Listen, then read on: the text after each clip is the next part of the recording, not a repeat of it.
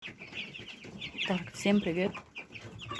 Хочу рассказать о своих цыплятах, которые у меня зачихали вчера вечером. Вот. Как только я услышала, мне не понравилось. Им сейчас 19 дней. 19 дней от роду. Я ничего не давала из антибиотиков.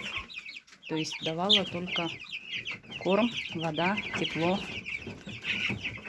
Так как у меня здесь топится печка, у меня нет вытяжки. Золу я сыпаю сюда, под низ, где слишком мокро. Вот. И вот, как вчера только увидела, что вот видите, вот зачихал один цыпленок, я сразу же экстренно дала то, что мне бабушка еще советовала тогда. Бисептола 1/4 часть ему дала. Вот. Также обработала все окна. Не знаю, все, что мне в голову пришло, это разбавила уксус, разбрызгала по комнате, естественно, чтобы не попадать в глаза цыплятам. И что еще? Дала воду, растопила печку, чтобы тепло было, почистила все внизу. То есть здесь у меня все чисто.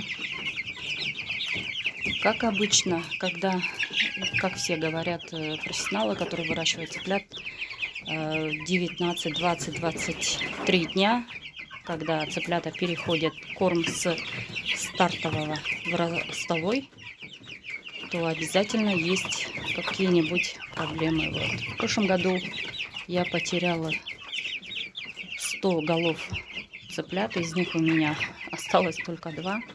Очень жалко, поэтому в этом году я слежу за этим, стараюсь сделать все, чтобы следить за тем, чтобы они не болели. Это первые признаки, когда они начинают чихать.